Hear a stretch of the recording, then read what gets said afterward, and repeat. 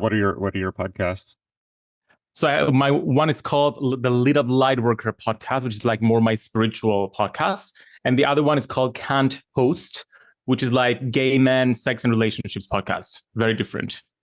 So do you keep and we can just make this the beginning of the podcast, by the way, if you're do you keep those separate, or like do you find that those two audiences don't necessarily overlap with each other? Sometimes they do overlap, sometimes don't. It depends because with my sex podcast, it's basically a combination of sex, spirituality, and psychology. So I try to bring everything together. Whereas the Little Lightworker podcast is more like purely spiritual. So these are the topics that I cover, including like paganism, like earth-based spiritualities, and everything that I'm interested spiritually. However, I've made the conscious decision this year, well, starting last year, but this year specifically, to not compartmentalize myself into different personas because society wants us to like put ourselves into boxes and define ourselves into a specific niche, but we're multidimensional people. So I'm bringing everything together. So talk about that process. I mean, I feel that that is something that I'm sure a lot of people in the audience can resonate with, whatever it is from their background. Um, uh, also because magical people in general tend to be a little bit, I think, maybe more multidimensional even. We've got a lot of dimensions going on. So talk about that process and why you decided to do that and how you approached it and what's changed. So my second book, it's called Lightworkers Gotta Work. And it was all about finding and following your Oh, I life love that. purpose. I love that. Yes, so I guide people through a very specific process to define what their specific mission in this life is. And I still stand by the book, but if I were to rewrite it right now, I would expand it to talk about multidimensionality.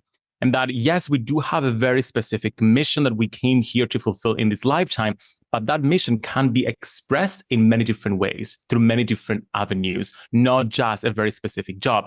Patriarchy is trying to control us and put us into these boxes, whereas we're supposed to be one way, but that's not who we are. Yes, I have this spiritual persona that I've portrayed for years, but at the same time, I'm an actor, I'm a singer, I'm into like talking about sex and having an open conversation about that. So why should I just limit myself to one expression? So I've now expanded that idea of the life purpose. That yes, we have that specific mission, but what expression am I using right now to fulfill that mission? When I'm on stage, I'm still following my life purpose of empowering people and helping them heal through my art, through my performance. At the same time, by having open conversations with men about sex, something that's very taboo, I can guide people into healing their relationships with their body as I have done myself. So it's all about finding that purpose and then identifying your passions and not limiting them, not putting them into boxes. And I love that. I that's such an important point. And I think I want to talk more about that, the bit about that you can find, because people have this idea that they need to find themselves, find the meaning of their life. But in our society, and you touch on some of the structure of it, in our society, people interpret that as a job. What is my job? What is my role in society? What is the best box for me to be slotted into? And of course, no box will be the best box because boxes are for more than one person. You're never gonna fit a role that already existed in society, particularly if you're extra multidimensional. So the thing that you said there that I think is so important for people to hear, important for me to hear, is the bit about you can find kind of your true will, if you will, but that it can express in lots of different ways. So maybe talk about that a bit. I mean, how do you differentiate those two things? What is your true purpose, and how would you find it? And then how is that different from how it's expressed in the world? So it's important to realize that there is a correlation between the vibration, the emotion of joy, and our life purpose. So if we assume that source, whatever you want to call it, universe, the gods, as we assume that source is all knowing and that we come from source and that the vibrational frequency that source has is that vibrational frequency of joy, of love, they're very similar frequencies, then the three are synonymous: source, purpose, and joy. So when we follow what makes us happy, we're automatically doing things that are aligned with our life purpose. So in my process that I teach in Lightworkers Gotta Work, I guided people to go back to their childhood. Like, what did you want to be when you grow up? What were you into? What were your passions, your hobbies? And also identify what is the happiest time of your life? What is the happiest time of your day? And when you identify that string of joy and what you do and how you think during those times, you identify breadcrumbs that lead you to that life purpose, and you start putting the pieces together. And then when you define that purpose, and I guide people to write a very specific life purpose declaration, that's how I call it, then you know, okay, I'm here to do that. Now, most people on a spiritual path, they will tell you, my purpose is to help people heal, or to help make the world a better place. And I'm like, yes, that is our collective life purpose as light workers, I like that. as spiritual people. I like that. So what is that specific direction within that? I like that a lot. Yeah, because I don't want to interrupt, but I work with a lot. I teach spiritual techniques, so I work with people a lot, and this question comes up a lot. And almost all of them, when they define, in one of my classes that I teach called Adept Initiative, I ask people to define what the ultimate vision, if they could just guess what their true purpose in life right now, what it would be, what is it? And almost all of them have an altruistic aspect to it, where they want to help, they want to serve, they want to give more to the world, and that is so touching. And also often it, I think it's often sad in our society that when people can, they want to give more, be more, contribute more, and often it's for altruistic reasons, but they can get the message that, oh, you're just greedy, or you want to be rich, or you want to be famous, or something like this. So I'm just bouncing that back, that I've also found that to be really, really true. And your idea of that as our collective purpose is beautiful. I love that. I think that's spot on. Yes.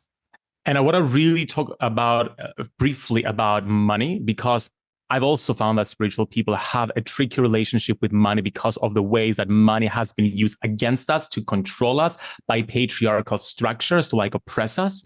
But if we just stick to that traumatic experiences, that we cannot move past that, and we cannot have control of money so that we can create positive change. So when we change our perspective about money and realize that money is just a tool that we can use for either good or bad, and it's up to us to use it as a force for good, then we give ourselves permission to be rich and then use our riches to create more change. That's all that money is. From my experience, it's a tool that can allow us to create bigger change. Yeah, I always think of it as like pentacles in the tarot.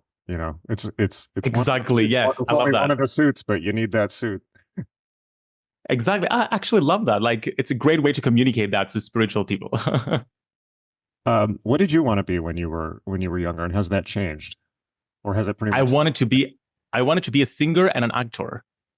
And the reason behind that, because you always try to find out why did you want to do that? Because as kids, we're limited. They give us specific options. It doesn't mean that what we want to be is what our life purpose is. So why did I want to do that? Because I loved seeing people's faces light up when I sang or when I acted. I loved seeing them leave the room feeling happier. So again, it feeds into my purpose of helping people heal, helping uplift the world, and eventually ended up doing that through writing books, through doing courses, but also right now I'm an actor, a professional actor and singer as well. So I've manifested both. Awesome. Yeah. And so have you had moments where you've doubted that, or that you even were drawn away from it for a period of time? Oh yeah, of course. When disappointments come, when life comes and tells you you're not allowed to do this, or you're supposed to do something else, of course you get influenced. But thankfully, I've had the right influences and the right books in my life that guided me back to home. And therefore, I've made that my purpose from a very young age, trying to always come back home, even when I stray away from people's cookie cutter formulas for success, for example.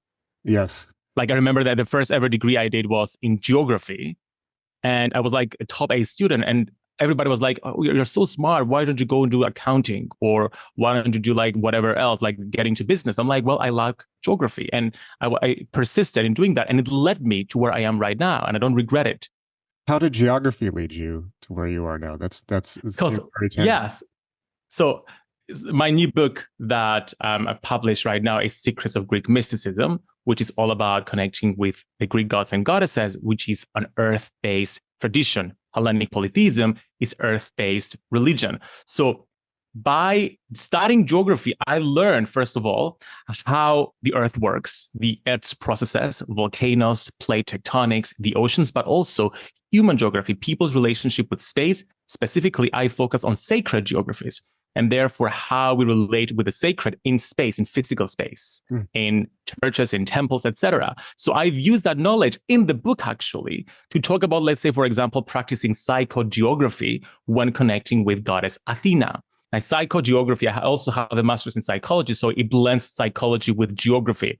It's about how we allow the energy of a space, of a city in this case, to guide us through the city. Because usually when we go out in like exploring a city, we follow capitalism, like where the shops are, what the maps are saying, what the tourist organization is trying to get us towards, spending money. But when we lose ourselves into the city consciously, because that's what psychogeography is, you choose an algorithm to lose yourself into the city and you mindlessly wander around the city and you let the city energy guide you. That's what Athena is all about. Goddess Athena, she's the goddess of civilization. She turns knowledge into action. So usually when I go into cities, I let Athena and the process of psychogeography show me the city. What part of the world are you based in right now? So currently I'm based in Cyprus. Okay, what is that? Wow, what is that like?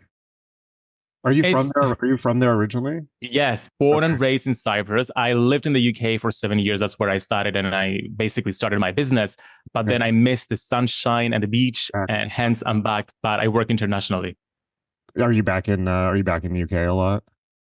I go back all the time for work and like all around Europe as well. And I'm also coming to the US for the first time. I can't wait in September to teach a certification course at the Omega Institute in Rhinebeck. Oh, lovely. That's wonderful. Yeah. I'm sure you'll have a great time up there. That's great. So yeah, so you of course came to my attention from your new book, Secrets of Greek Mysticism. And so talk about that. So it sounds like that's in your heritage as well. Is that? Exactly. Growing up Greek, I grew around the Greek gods and goddesses, but like most of the world, we are taught mythology, Greek mythology, rather than Greek theology. So we're taught that the Greek gods and goddesses were idols that the ancients like worshipped. And the ancient Greeks, they are praised for like founding democracy and making progress in art and science and so many different things, but they got religion wrong. That is the propaganda essentially around that. But what I came to realize eventually is that they got religion right as well, in the sense that they worked with the earth and they made sense of the earth and they worked with the cycles of the earth. And the gods and goddesses are not lifeless idols. They are representations of universal laws and universal functions that were portrayed in a specific way so that we can understand them more. So in 2017, when the Greek government officially recognized Greek polytheism as an official religion, the really? Greek polytheists. I didn't know that. Yes. Okay. Wow. So late, actually. Wow. So late. Yeah. So the Hellenic polytheists in Greeks, they hosted their first ever official priesthood training. So I traveled then from London to Athens, and I did the first ever priesthood training to train in the religion as a priest. Phenomenal. Okay, so there's a lot to talk about here. This is super interesting. So I've never been to Greece. And I don't have a sense of, I guess, so my first question is, it sounds like it's a living tradition and it sounds like it's a big living tradition. Is that yes, that's so that is right. Is this something that was brought back in the neo-pagan revival in the 60s, or is it unbroken, or tell me about it? I just want to know. I don't know anything about it. That is a great question. Now, what many people will tell you is that it was a broken line and then it was revived later on, and therefore there has been like a reconstruction of the religion.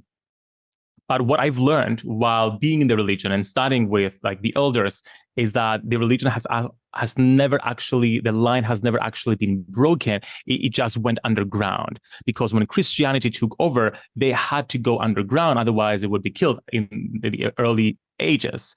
And then eventually they practiced underground until there was a revival and they could finally like come to the surface and really practice it. So the line has never really been broken. It had just Well, been, ironic in a way, just because I'm thinking about yes. the early Christians hiding underground, being persecuted. Now it's the other way around. But yeah, sorry to interrupt. Well, yeah, basically that is the story. Now, when it comes to the Christians being underground, I mean, there are two sides to every story, because a lot of history is his story. And therefore, what patriarchy would have us think. And I include Christianity into like a patriarchal like structure. But when you read her story, and therefore how witches were suppressed, etc., like in the earlier time, and her, I mean like feminine energy, the divine feminine in general, there's a whole different story there as well. So is that something that has been that's something that's still recognized in the Hellenic tradition and was hopefully always recognized? Which part specifically? Well, it sounds like it's a more female centered tradition or female. So it's not really a more feminine tradition in the sense that patriarchy still existed in ancient Greece as well. But if you go before that, before like the ancient Greek gods and goddesses, like here in Cyprus where I am, before ancient Greece took over and the gods and goddesses as we know them existed and were honored essentially in that way, they, like Cypriots here, they honored a great goddess. And the first ever statue we found was of that female goddess. She didn't have a name. She was just a great goddess. So it was a matriarchal kind of culture. Then when ancient Greece expanded, she became Aphrodite. Now, when we talk about the ancient Greek religion, though, it was largely patriarchal, but there was balance, especially when it comes to the way they performed rituals. So right now, when we perform our rituals on the altar, rather than just having a god statues or a goddess statues, we have both to create this balance between the two. But it wouldn't be factually accurate to say that it was a matriarchal religion. No, it was still patriarchal. So walk us through in 2024, people who are practicing, the Hellenic religion, walk us through maybe a temple or a day at a day at the temple or a ritual day, sights, sounds, colors, smells, festival, maybe like what is it? What does it look, sound, feel like? How is the tradition practiced? So we follow the Greek wheel of the year, which is very similar, well, kind of similar to the Celtic wheel of the year. Now, the Celtic wheel of the year, most people are familiar with. It has like 8 festivals that follow the changing of the seasons of the earth. The Greek wheel of the year has 12 festivals, one for each month of the year, starting in January and ending in December. Now, it's very important to understand that in ancient Greece was divided into city-states. So each city-state had their own calendar, again, following the changing of the seasons. So what the modern Hellenic polities have done, they've created a common calendar that we can all follow. So, and it's still very much in alignment with the Celtic wheel of the year. But it's important to remember that pagan traditions, they are location-based, hence geography, in the sense that the changing of the seasons depends on where you are in the world. And therefore, the gods were named according to where you are in the world. So we follow that every single month. We do a ritual in dedication to that specific festival that has a specific god or goddess that is a patron god or goddess of that festival. And then certain virtues that you can follow. Now, the ancient Greeks had an ethical system.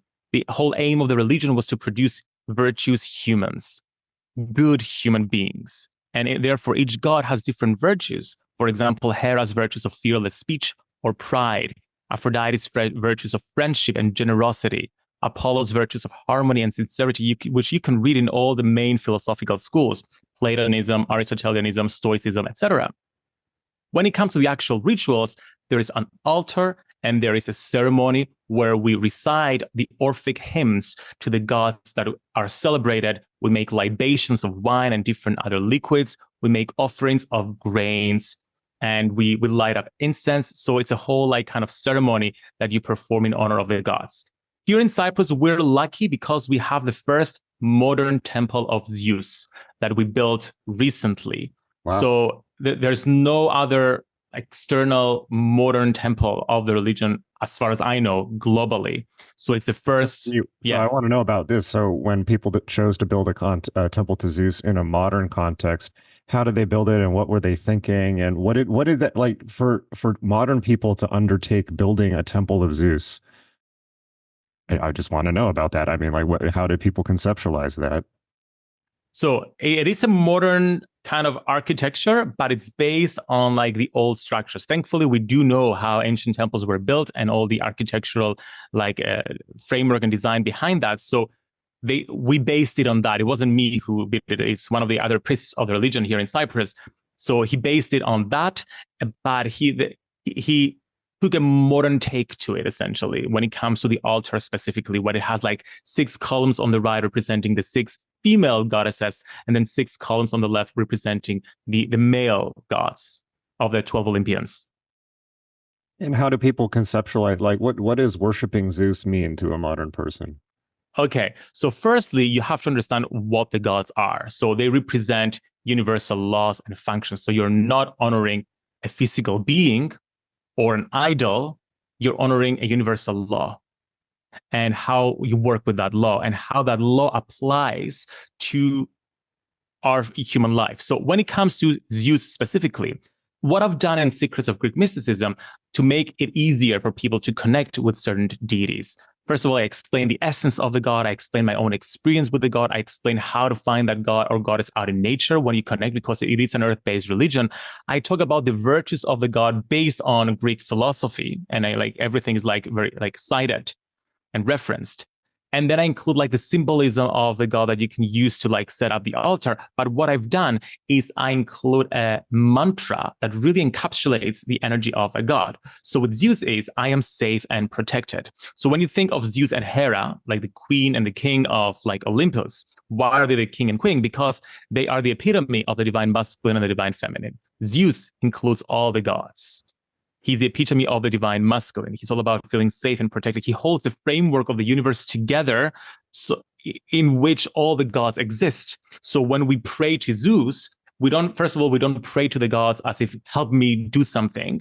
It's not a transactional relationship. We know we're swimming in the ocean of the gods. We're just thanking them for already being there.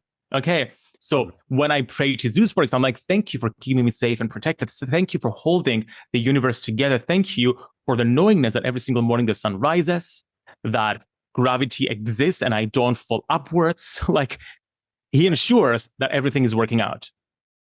That's really wonderful. And so what is has that gotten political at all? I mean, because a lot of times when countries bring back their old traditions, it can often get mixed up with nationalism, and that's kind of a thing in Greece. So you're right. Yeah, you're right. So the first thing they told us when I went for my priesthood training is that priests are not allowed to talk about politics, and they're not allowed to be in politics, meaning they're not allowed to have a political position. Wow. Because we try to keep politics outside of it. You can't even have a position, like a personal position. Of course, you can't have a personal position. You cannot be like a political person, though. You cannot have like a position, like in the government, for example, as like a politician. Okay. You cannot belong to a party and be a member of a party. Okay. In that sense, of course, you can have your own personal opinions, but we're not really allowed to discuss, and we try not to get into these kind of things. However, that is on paper. In reality, people do get into, and there is like sadly a very nationalistic outlook with certain people, not everyone, certainly not me.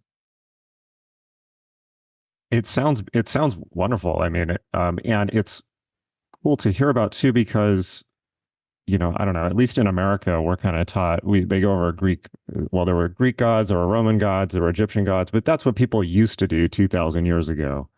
And so, I don't think, I know that there are groups bringing back the Egyptian gods. I wonder if there are groups with the Roman gods. That would be interesting. Of course there are, because okay. 20th until the 24th of June, we have a conference, the Greco-Roman conference. So we partnered up with the Roman group, which is way bigger than the Greek one. And we're all meeting in Athens. This is a We're all great meeting setup in, for a movie. This sounds like I'm okay. Yeah, yeah. right? It's called the Mediterranean Conference, and it's open for everyone who wants to attend, by the way. Amazing. And it's a 4-day event where the Romans are coming over to Athens as well. I'm speaking, presenting my book, and also teaching, leading a conversation about how to teach about the religion to the wider spiritual community. We're going to do summer solstice rituals together. We're going on a road trip to do a ritual like to an Apollo temple. We're all sharing with one another. So, and by the way, there is an international organization of all ethnic religions, well, the ones who want to participate from many different countries. So there is like an international movement trying to like make this legit and real and grow it. So is that just kind of for neo-paganism in general, or Now, let's talk about terms. But Let's yeah. talk about terms because people get fussy about the terms. Personally, I'm very flexible. I use the term pagan because I know that that's what people understand. But most people within my religion do not use the term pagan. They don't like it. Okay. Because it's more of a modern kind of term, and it has a negative connotation in Greek, not in English. Oh, I see. Okay.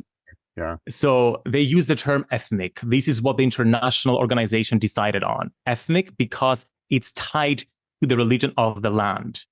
Personally, I use pagan because I communicate with people, and I believe in like finding common ground with people and working together rather than just separating myself from everybody else. Yeah, definitely, particularly these days and with the internet. Yeah. You've mentioned Greek philosophy a few times, and I've Yes. never been clear. I realize as you were saying that I've never been clear on what the relationship between Greek religion and philosophy was. I love that question. I talk about this in the book because I think it's so important. So when it comes to the Greek religion, the religion cares about producing good human beings and guiding human beings from the moment they're born until the moment they die. The religion doesn't care about what happens before birth or after death. That is the realm of philosophy. So philosophy deals with life before birth and after death. And there are many philosophical, and the fascinating thing, to me at least, is that people belong to different philosophical schools in the ancient times, but still within the same religion. And they didn't kill each other for it. They had different opinions about life after death, but they still all belonged to that main religion. And then when you go into the philosophical schools, to give you an example, we have Platonism, Aristotelianism, Orphism, we have Pythagoreanism, Stoicism, Epicureanism. They had different beliefs about the afterlife. For example, the Stoics don't believe in reincarnation. The Platonists do believe in reincarnation. So there are different understandings. What my philosophical school is mostly Platonic and Orphic. So in the book, I share specific ideas that are within the Orphic school of thought, not the Stoic, for example about reincarnation. And I make that clear, by the way, in the book. I made the distinction clear, and I state my position. But the majority of what I share in the book is purely the religion of it, not philosophy. Interesting. And that's like the opposite of what a modern definition would be, where philosophy is about how to live a good life and religion is about what happens before and after you die. Right? I know. It's interesting. Yeah, it's interesting you mentioned the Orphic hymns as well. I've had a guy named Ronnie Pontiac on this show a couple times, and he wrote a book with his partner about the Orphic hymns, and that episode did really well. It seems like there's a tremendous amount of interest actually in the Greek tradition. And so that's super cool to see because that was unexpected. Because they were saved, we have them, and they were religious hymns. It's really fascinating that we do have them and we can use them, and we use them in the religion all the time. And what I've done in the book, I've included a specific translation, English translation, because obviously I speak Greek, so I read them in ancient Greek and modern Greek. But I also wanted to include my favorite English translation, so I had to pay the publisher to actually include those in the book. So people reading the print edition, they get my favorite translation. The ebook version and the audiobook version, I have like the free published translation, which is not the best, but it's still good. Okay. Is this something that's also practiced outside of Greece? Like is this kind of picking up also in the Greek community in the UK, for instance, or the Greek diaspora? Yes, there are Greeks all over the world practicing that. And then there are non-Greeks practicing the religion as well, who are just interested in the religion and they choose to follow that path. And that's totally acceptable. I mean, I used to be into the Celtic gods and goddesses and work with them for a while until eventually I transitioned into that. It's just a different system. It's a system that for me, religions are, most of them, they're all based on the same kind of thing. They're maps leading to the same destination. It's just a matter of picking the map that works best for you and following it. Just don't make the map your religion, Yeah. because that's when dogma comes in and that's when dichotomy exists. Yeah. What is the relationship between Hellenism and the Greek Orthodox Church? Not a good one. Really? Okay. because they think that we're just like honoring idols and we're honoring demons, essentially, because that's what the Christian religion teaches. Like, it's demons. But that's not the true. And by the way, the word demon is basically cultural appropriation because it comes from the ancient Greek daemon. And we all have our inner daemon, meaning spirit, our like sense of self. And according to the Orphics, when we ascend, when our soul ascends through many lifetimes, it goes through an evolutionary cycle, evolving from, let's say, for example, humans to daemons to heroes. I think so. It's humans to heroes to daemons, and then to minor gods and goddesses. Wow. Interesting. That's similar to some Asian ideas. Yeah. Oh, one thing one thing that I've started to become more aware of just in talking to particularly Buddhist practitioners over the last 5-10 years is how much Greek religion ended up in Eastern religions as well, particularly Hinduism and some of Buddhism, like even some of the, it's possible Ganesh may have been a Greek god originally. And so that is really interesting to see that there was this, we kind of set up a false dichotomy of Western and Eastern religion in our mind. I guess that's a modern idea, but at the time, everyone was clearly talking and sharing ideas across cultures. Their syncretism, like religious syncretism, was very popular in especially the late Hellenistic years. And what I love about the ancients in general, especially around ancient Greece, they welcomed new religions, they welcomed new ideas, and they would take on the gods of Egypt, for example, and they would bring them together with their Greek gods rather than reject them, because they understood that the basis was interpreting nature and working with the cycles of the earth.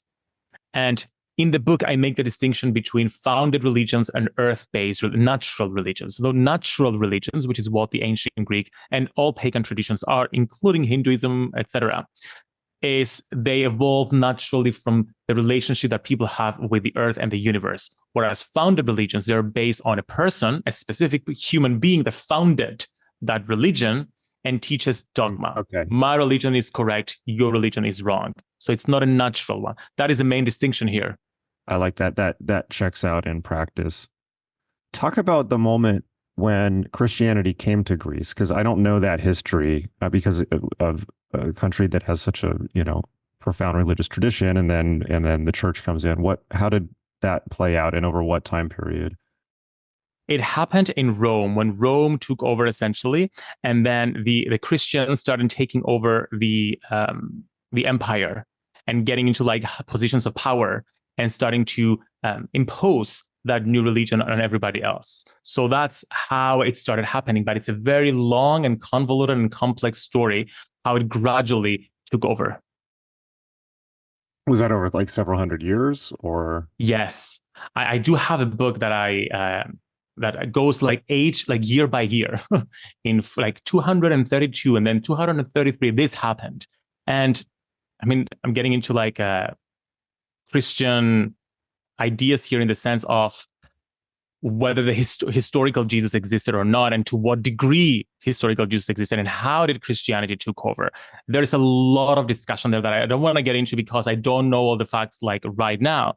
But yeah, it took over, and it was a slow process. And what the Christians have done is they've taken the old festivals and they've adopted them to the new Christian ones. For example, here in Cyprus for Easter, the ancient Greeks here in Cyprus celebrated the death and rebirth of Adonis, god Adonis. Okay, so what the Christians did, they put Jesus in the place of Adonis. So we celebrate the death and the resurrection of Jesus. Yeah, It's they a did that similar all over kind the of world. transition. Yeah. Same thing with Christmas, like it all has to do with replacing the old religion with new. So that was an easier way to like transition people. Yeah. What are the how big is well, first of all, is Hellenism the appropriate It is. that's appropriate word? Okay. So how big is Hellenism like percentage wise, let's say just in Greece, compared to Orthodoxy? I don't know the facts, so I don't want to say a number, but it's relatively small. Okay. Okay. Is it big enough that there is open tension, or is it just kind of a general air of disdain from the church? It's a general like air of disdain, and they basically look down on them. They laugh. It's a laughable kind of thing. And I recently went to Greece like to promote the book, and there's a YouTube channel called Ancient Greece Revisited, which is primarily like people interested in like ancient Greece, not from a spiritual perspective, primarily interested in like from a historical, philosophical perspective. And they interviewed me about my book, etc. It's the first time I got so much hatred in the Really? comments from Christians who believe that ancient Greece was Christian, for example, and that it led to Christianity. It led to Christianity. So it was the ancient Greeks eventually got it that there's only one God, and Yeah, therefore, this is a Christian thing. Yeah. Okay. okay, so there's a lot of hatred from that group, from the Christians, telling me I'm going to go to hell. And there's also the pagans who have an issue with me Oh, wow. because I'm fashionable, because I'm gay, and because I have bleached hair. So what a reductive way to think, in my opinion, just because, and again, spiritual stereotypes. To be spiritual, you have to be a certain way, dress a certain way, talk a certain way, be of a certain sexual orientation. If you're not, then you don't know what you're talking about. Well, it's a perfect recipe for being popular on the internet. So Right. I can imagine your message getting out to a lot of people. I'm curious, when you give talks, what type of people come? Is it just kind of people that would be interested in kind of paganism, or do you get people from Greek immigrant communities ever coming, or what's it like? So my career has been interesting because I grew up Christian. Eventually, I transitioned to New Ageism. So I went through so many different types of spiritual tradition. My previous books, if you were to put them in a category, it would be New Age. Mhm. So this is like the first book that I'm writing that like it's more religious and it talks about paganism. So when you read the book and I go to different podcasts, I go to pagan podcasts and they're like, ooh, it's a little bit New Agey. Then I go to New Age podcasts and they're like, ooh, it's a little bit like pagan. I'm like, it's both because I'm both. We'll put up these very silly categories on things. Yeah. Yes. Yeah. So my book is a bridge, and I am a bridge because I walk both worlds. And I was fascinated to find out that when I was getting into the religion and I was reading about what the Orphics specifically believed about like afterlife, they were very similar to many of the New Age ideas we have, specifically about ascended masters ideas, which is a New Age idea of like you ascend to like become an ascended master. Same thing that the Orphics are saying. And that got me realize that New Age is very old age, Yeah. if you think about it. Yes. Yeah. I like at one point, I like the phrase kind of perennial philosophy, although that's a bit more specific. But it seems to me the more that I look at, and I've spent a career looking at all these traditions around the world, the more they are pretty much all the same. And I think that there just is I really have come to believe that there is a natural religious expression that human beings have, that they're naturally oriented towards nature. They're naturally oriented to venerating the aspects of nature and mysteries and things like that. And that's just kind of like how the human animal naturally is. And it's these imposed symbol sets that are often very anti-physical world, anti-body, that are the implant. And so that's interesting to see, because I don't think that like there were pagan missionaries going all over the world converting these cultures to the same religion. It just kind of happened either through syncretism or sharing of ideas, or it's just kind of people's innate expression. So That's all. Natural religions never tried to take over other religions. They were welcoming, which is why they eventually died Yeah, and went underground, because Christianity was all about taking over rather than welcoming and accepting yeah, and now Islam is very much about taking over. as well. And so there's a lot of monotheists on the prowl. Yeah. Um, talk about the since your previous interest, and I assume your interest now is in working with people on finding their purpose in life. Talk about talk about that through the lens of of Hellenism. You know, is there an Yeah. aspect of Hellenism that is about finding your true purpose? Does that involve the gods? What is that like? Yes. So what I've done with all of my books, they're all centered around finding and following your life purpose. So Lightworkers Gotta Work is specifically about finding it.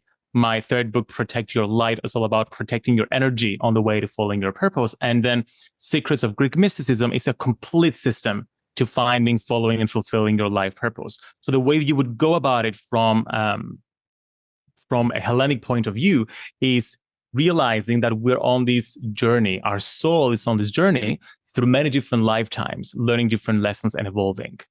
So the gods help us find our life purpose, follow it, and keep on ascending. That's why each god has a perspective on a physical level and a perspective on a spiritual level. So we can work with the gods on a physical level on this planet, and also when we evolve, when we die, as we grow on our soul's journey. Now, when it comes to getting really specific about what their life purpose is, I feel that this comes naturally when you work with the gods throughout the Greek wheel of the year, and therefore throughout the whole year. What I've seen many neo-pagans do that I don't 100% agree with, or I believe it could be like expanded, is they choose one god and they devote themselves to that god. Okay. And therefore, that's totally fine, by the way. You can do that if you feel called to do so, but give a chance to all the gods throughout the year, because there's a reason we celebrate different gods each month of the year. They have different virtues, they have a different kind of frequency, and as we go around the year, we work with different changes of the earth. Like during the summer, it's more of an extroverted kind of energy, divine masculine, and then during the winter, it's a more like introverted kind of energy. So there are different things you can do. And when you have your practice throughout the year, your life purpose shows up because you align yourself with the cycle of the earth. And therefore, you with the cycle of you, and therefore with your soul. And therefore, your soul knows what your life purpose is and comes up. Interesting. So, to paraphrase, I think what you're saying, by aligning yourself with the cycles of nature, you align yourself with your own nature. Yes, 100%. And the gods are basically signposts or guides that help you do that, that help you know yourself and align more deeply with each phase of the earth, and therefore each phase of you. That makes a lot of sense, because I've never understood that. I've never understood why I've never fully understood why in so many pagan systems or magical systems, there's so much emphasis on aligning yourself with the astrology or the cycles of the sun or the moon or the planet, where it's kind of like, well, but okay, these we're just talking about basic psychological principles here. Why do I need to focus on what time of day it is? It's, you know, we have electric lights, and this, what do the seasons matter? But how you just explained it makes a bit more sense. Yes, because let's say, for example, right now when we're recording this, it's May. So we're celebrating, according to the Greek wheel of the year, the Thargelia festival, which is in honor of Apollo and Artemis. Now, Apollo is the light of source. Why are we celebrating in May? Because this is the time when light is at its maximum, meaning solar light, but also spiritual light. Now, before in April, we celebrated Aphrodisia in honor of Aphrodite, she is the embodiment of the law of form. She gives form to things because, again, there is increasing light, still springtime, and nature grows. So Aphrodite is like giving birth, if you want to think about it. If you want to go back to March, we celebrate Asclepius. Again, it's the beginning of spring, essentially. Okay, so we have this transition where there's increasing solar light from March to May, and then going into June as well, which is the summer solstice, maximum solar light. what does solar light do? Nature grows. In the same way, we have more energy. We go out there, we take more action towards our life purpose. Spiritually, we have more ideas because solar light is also spiritual and does things to our own energy field as well, if you want to think about it from an energetic perspective. And then when you go, for example, into the winter solstice, when solar light is less, and therefore nature retreats, we also go into this state of hibernation. It's still productive. It's not passive because what do? We think about our New Year's resolutions. We wrap up the year. We reminiscent.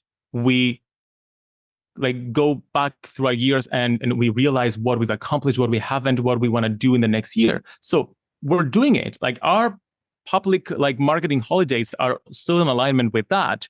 Thanksgiving, for example, we give thanks for the year that's passed. That's in alignment with the winter solstice, with the energy of Hestia that we celebrate in the winter solstice, which is all about the hearth, the center of our being.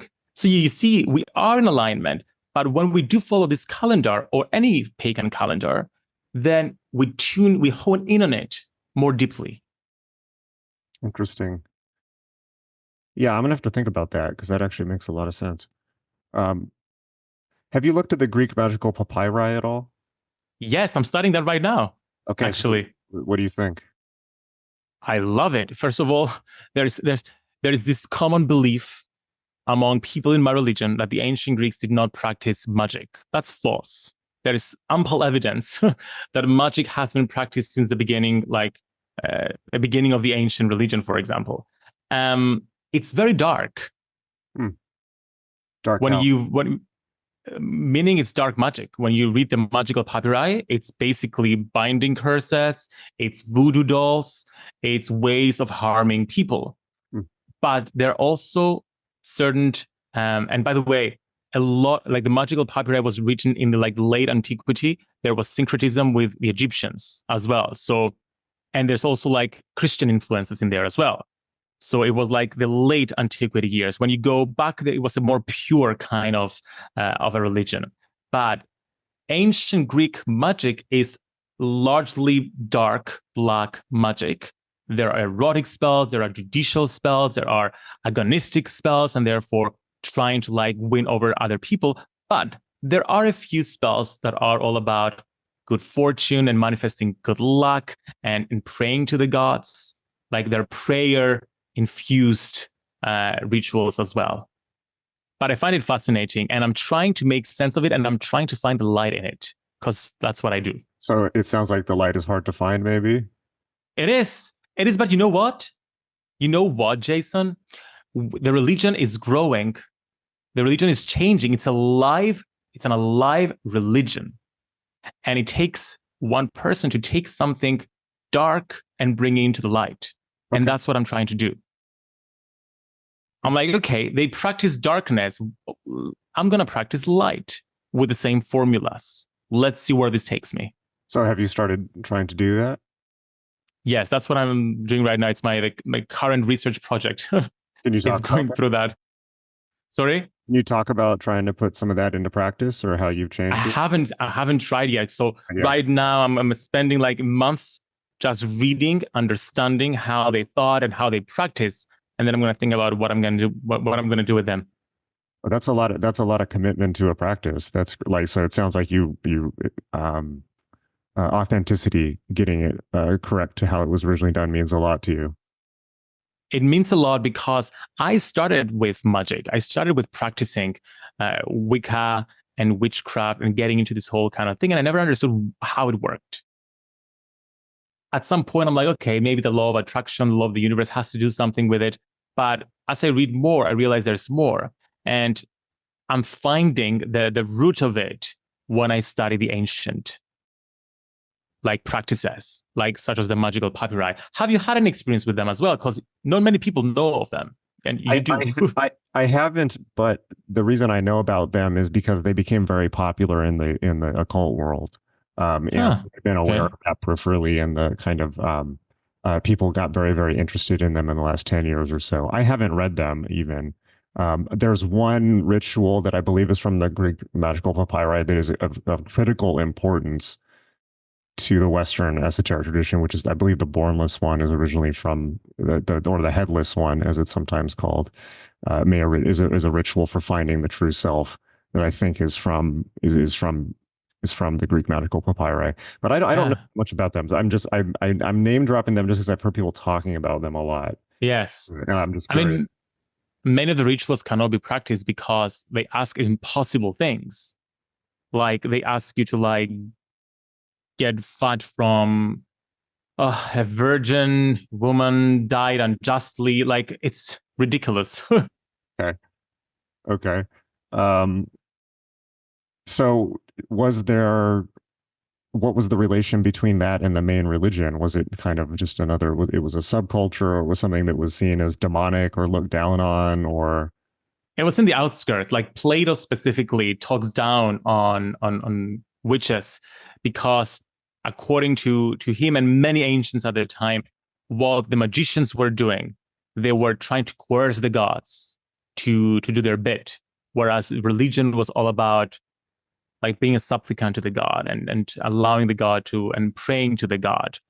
But the more I studied, I find similarities between the two in the sense that there are prayerful spells rather than trying to coerce the gods. And I don't believe it's possible to coerce the gods because Right.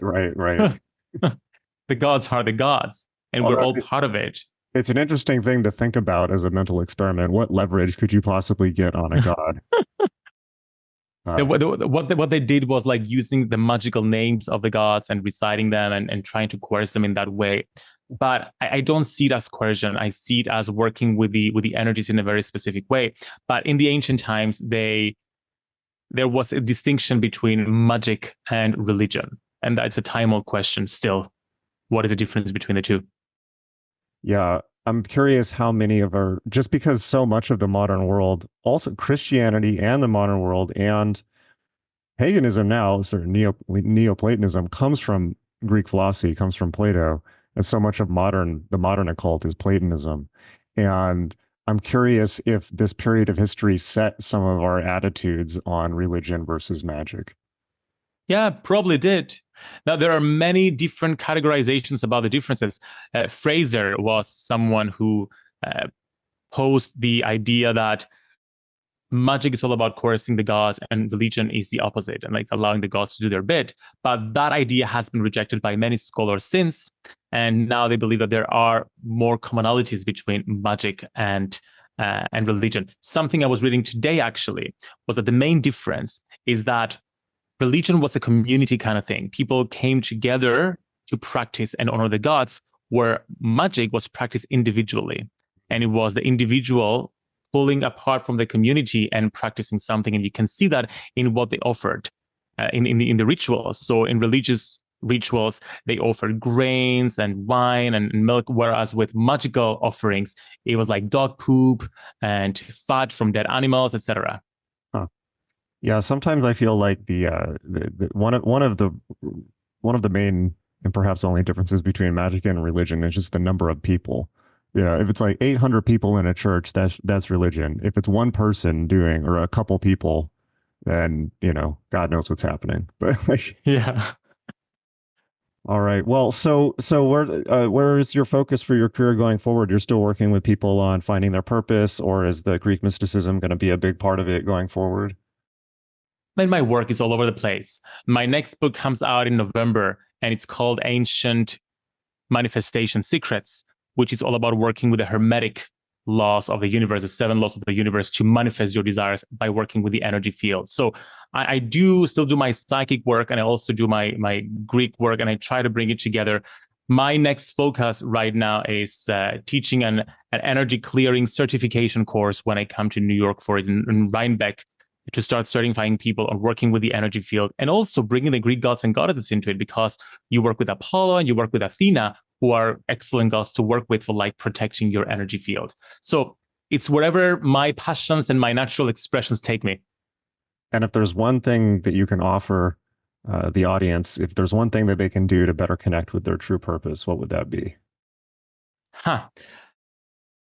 And this is something that I write in the book as well, that I think is like my number one advice, both when it comes to finding your purpose and connecting with the gods. Because when I was finishing writing the book, I was telling people, like advising them to do 3 rituals every single month to connect with it, like a new moon ritual, a full moon ritual, the festival of the month. And there I was trying to finish the book while at the same time I was rehearsing for a Greek production of Mamma Mia. I was rehearsing for drama school exams, launching a new course, trying to do it all, trying to have a life. And I hadn't done a ritual for like 3 months. And there I was telling people to like, you have to do 3 rituals every single month, like feeling like an imposter. So I paused and I went back to the notes that I had taken in 2017 when I was doing my priesthood training. And I saw a note from my teacher. And this is something that I mentioned earlier, where he said that you don't need to search outside of yourself to find the gods. Because when you do rituals and you feel like rituals are the only pathway to knowing the gods, you're basically affirming that you're separate from the gods, but you're not. We're all connected with the gods all the time. We're swimming in the ocean of the gods. So in that moment, I paused, I closed my eyes, I placed one hand on my heart, and I told myself to wake up. And the intention behind wake up was wake up to who you truly are. Wake up to your divinity. Wake up to the knowingness that you are in alignment with the gods. Wake up to the knowingness that you know what your life purpose is when you just let go and stop searching. It's there. You can feel it. It's within your heart all the time. So whenever I feel disconnected, I just tell myself, wake up. And I realize and I notice what I wake up to. And it could be a different thing every single moment. But that leads you to the purpose, leads you to who you truly are. That. I love that. I love that. Yeah, because wake up can sound so final, you know. Tell people about where they can find more about you, and your latest book, I'm guessing, is on Amazon and bookstores. But tell us where to find you. Yes, but if you go to GreekMysticism.com, when you get the book, you also get a free workshop with me all about meeting your guardian god or goddess. And you can find me on Instagram at George Lizos and my website, georgelizos.com. All right. Thank you very much. That was an excellent show. Thank you for being on. And apologies again for our missed earlier session. Thank you so much, Jason. I love this. Okay. Take care. Great luck with the book. Thank you. Bye-bye. Bye.